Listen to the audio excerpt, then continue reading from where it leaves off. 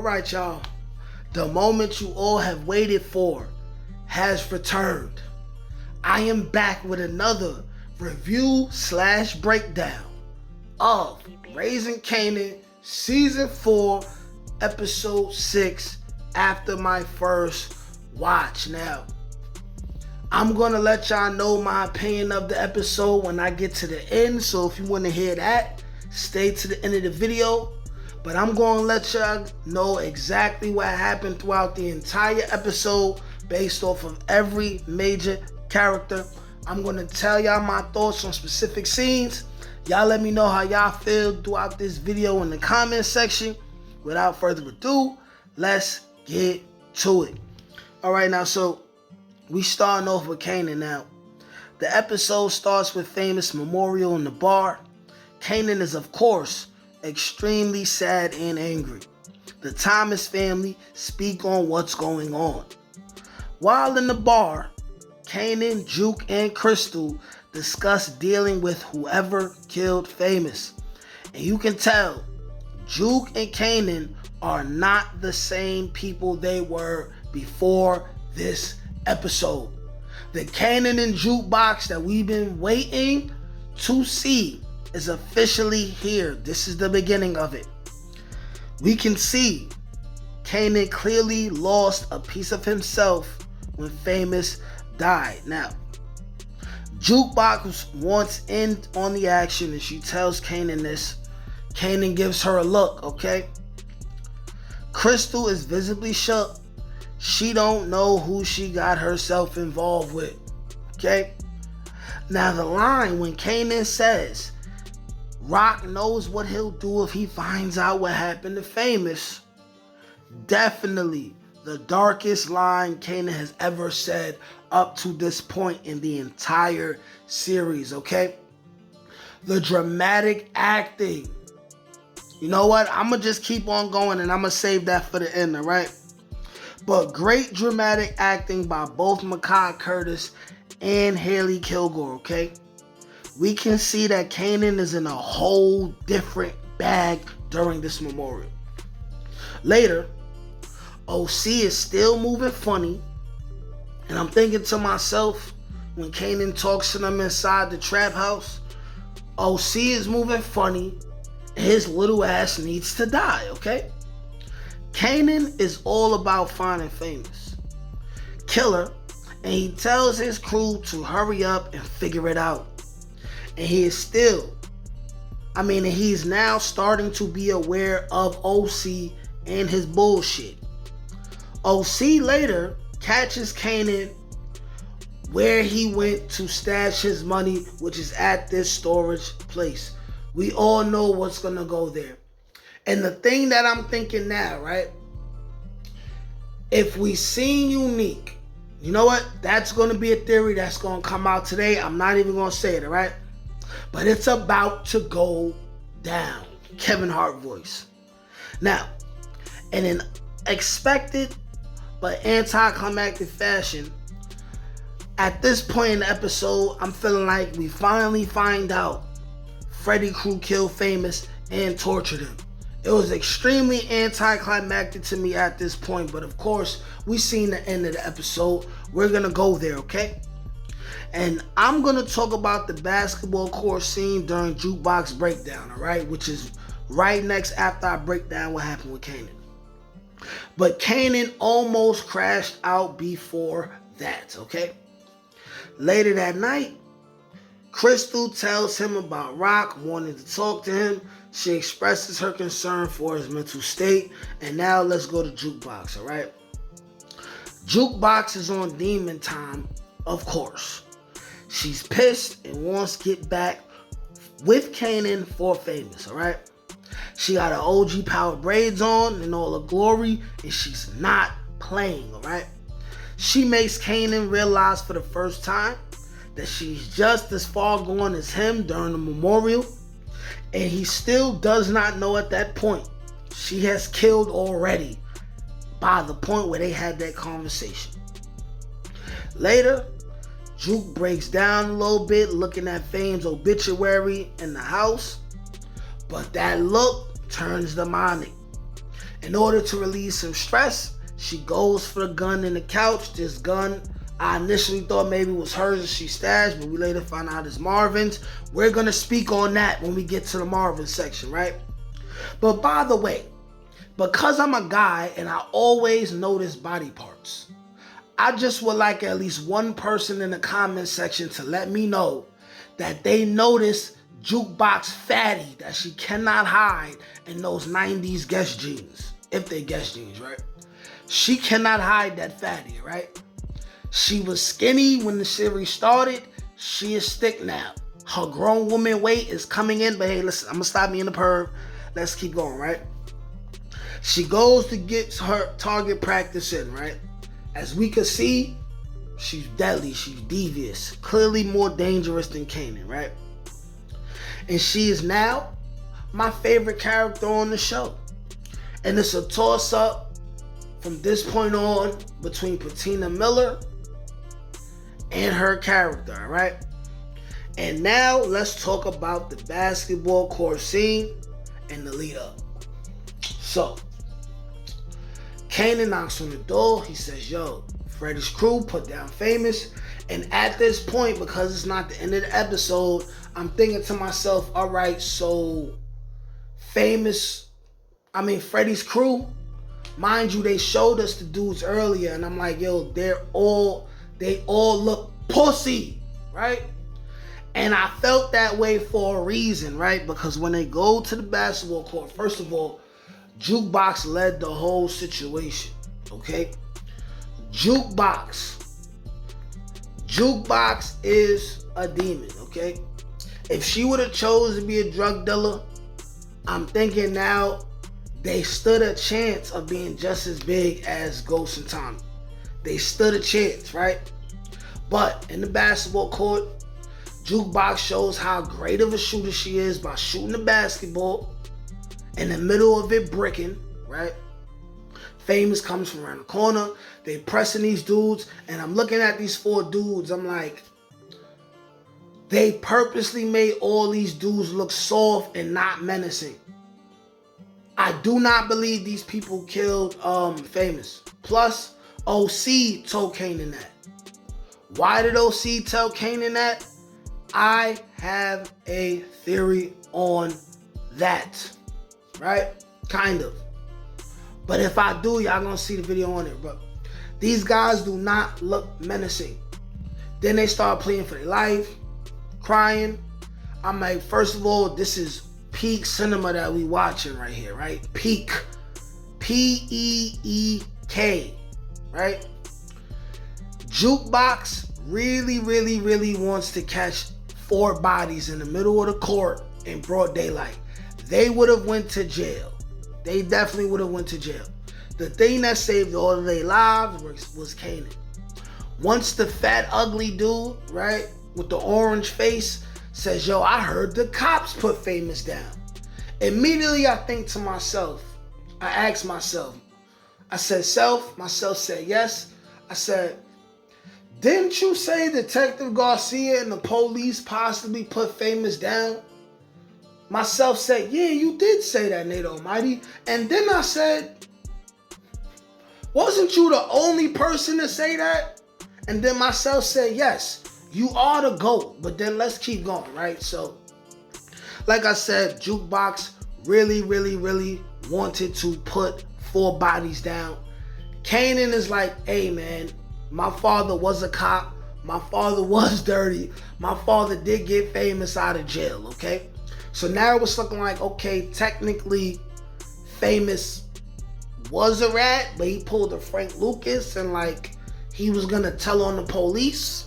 They kind of hinted at that, but kind of didn't. The end of last season when he was locked up. But anyways, let's move forward to Rock and everything that happened with Rock, okay? So Rock from the beginning is worried about Kanan and what he'll do now that Famous is gone. She's also surprised that Lou wants to get back from Famous. Now, initially, I'm looking at it like Rock has something to do with it, right? Now, we've seen the end of the episode. I'm going to get to that, right? But we also know by the end of the episode, the guy says, yo, police was involved. And he said a fiend seen what was going on. Of course, they said he was found in at a crack house, seemingly, right? Crackhead alleyway, whatever. So it's plausible that a fiend really did see, okay? So we're going to just keep it moving from there. She just seemed extremely guilty to me, but let's keep it going. More than anything, she's terrified of what Kanan will do. Next, her and Marvin go meet David to get the business right now that Marvin killed his brother. David is sniffing lines. He's acting like he's Tony Montana, right? Towards the end of the movie when he was snorting up a mountain. He's talking about having a mixer. Marvin's like, yo, listen, what are you doing? The guy is not taking Marvin serious at all. Even though I know just killed his brother. She needs David. She's not going to kill David. But she later scolds Marvin for killing his brother. And she tells him, hey, look, nigga, you got to deal with this mess, okay? Okay, now, she leaves David in his hands. And later she has the meeting with Stefano and the Afghan plug. Here's my thoughts on that, okay? Rock got the job done, okay? Rock don't play with anybody with a dick and balls. She got the job done just like we knew she would get the job done, at least to that point.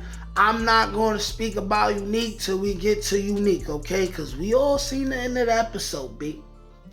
And let's talk about Rock and Crystal's second meetup before we move on to Marvin, right? So Rock goes and knock on the door. Kanan is going to course. Crystal holding a man down.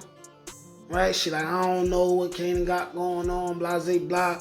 She relates to her in a motherly fashion. I'm telling y'all right now, Rock doing all this smiling at Crystal, doing more smiling than she ever did in the entire damn series. She don't like Crystal. She don't like nobody who stands a chance of keeping Kanan away from her.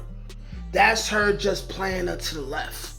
So when I got my theory about, you know what I mean, Crystal leaving, getting paid to leave, things of that nature, and she's worried about what Kanan got going on, boom. It's looking like that's being set up. But next, let's talk about Marvin, okay? From the get-go, we see Marvin looking at Juke during Famous Memorial, right? Because he knows she's now a killer, right? And he's worried about what's going on in her head, right? He worried about his baby girl, right? And he knew that she would want to get back just like Kanan for what happened to Famous, right? What I noticed, though, is that right after Juke mentions getting whoever killed Famous, the next scene goes to Marvin. Just like the last episode when Famous is mentioned, the next scene went to Marvin as well, right?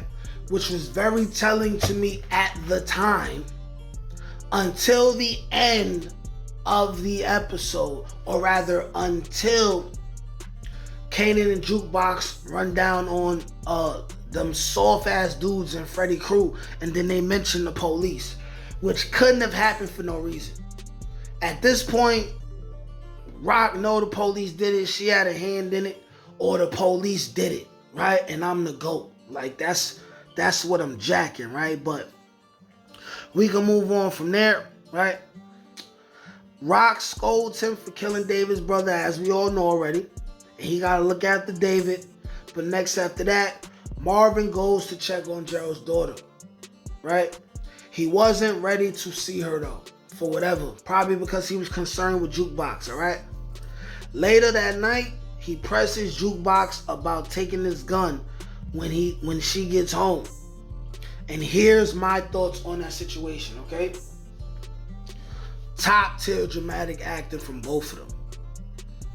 And the fact that that conversation ended with both of them kind of like smiling and joking lets us know that both of these people are psychopaths.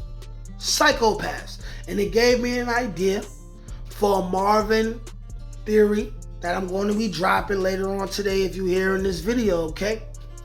But they're psychopaths. Top tier dramatic acting as far as Marvin letting Juke know, I do not want this life for you. And Jukebox saying, I was born into this life. I'm just stepping into it. I finally decided to step into it. With everything that's going on, yes, my head is a little fucked up, but I know who I am. You know what I'm saying? And Marvin saying, hey, if that was my man's, I'd be painting the town red.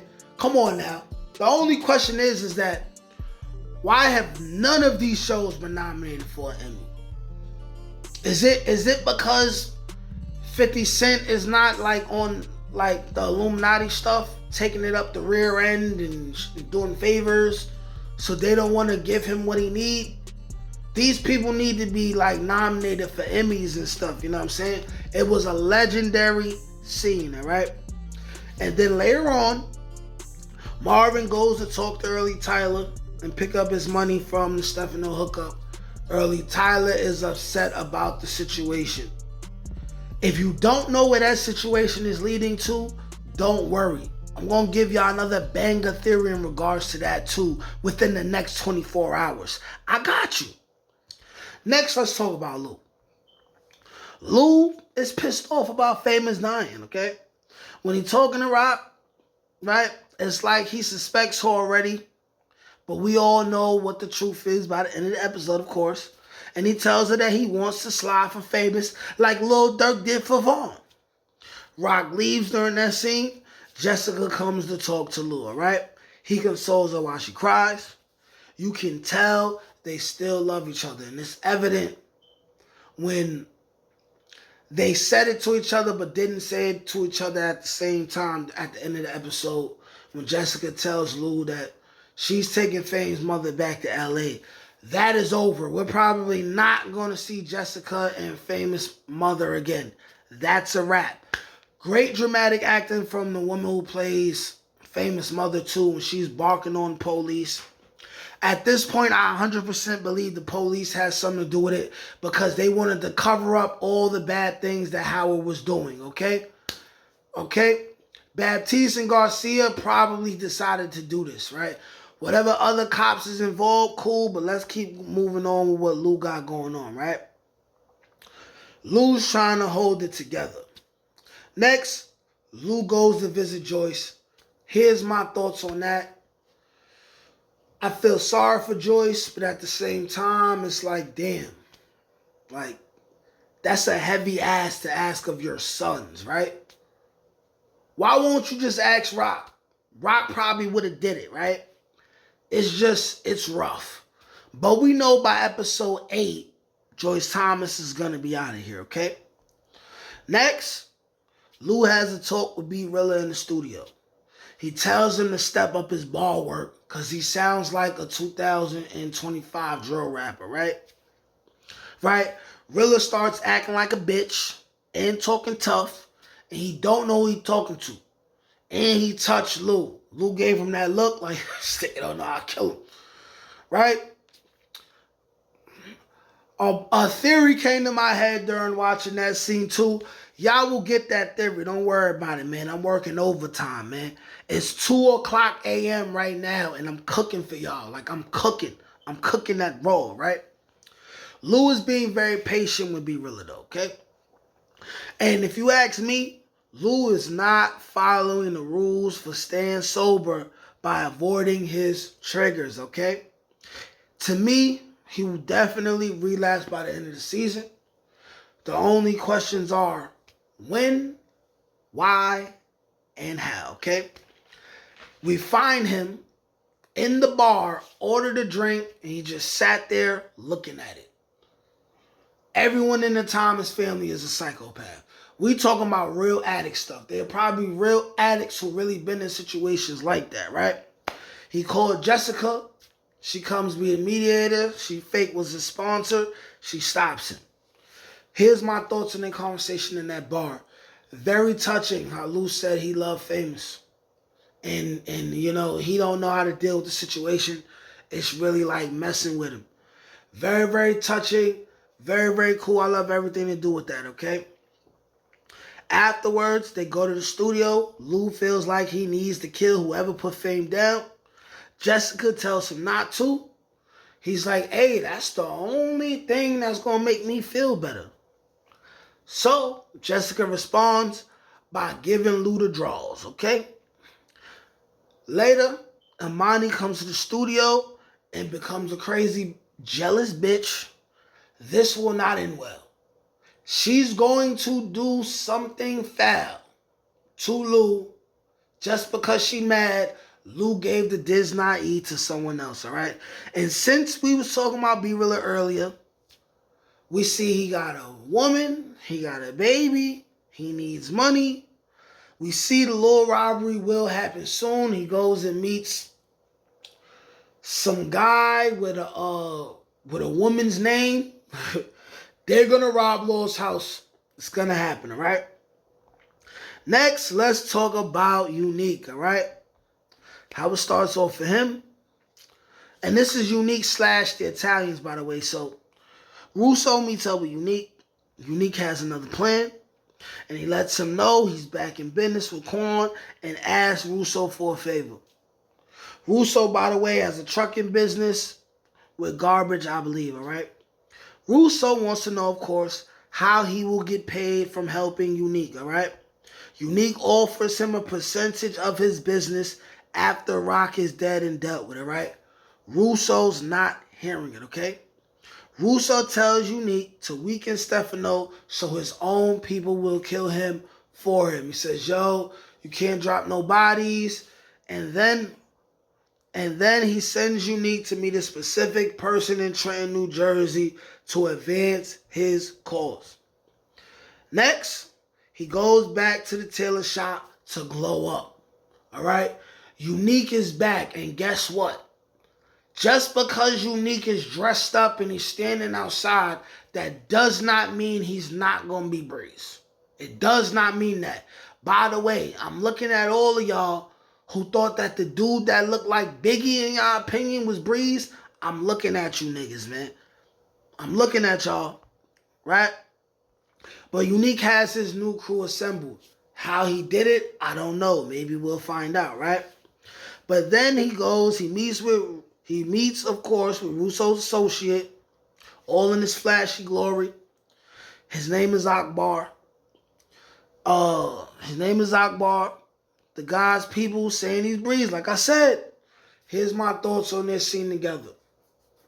I don't really have much to say except I like the setup.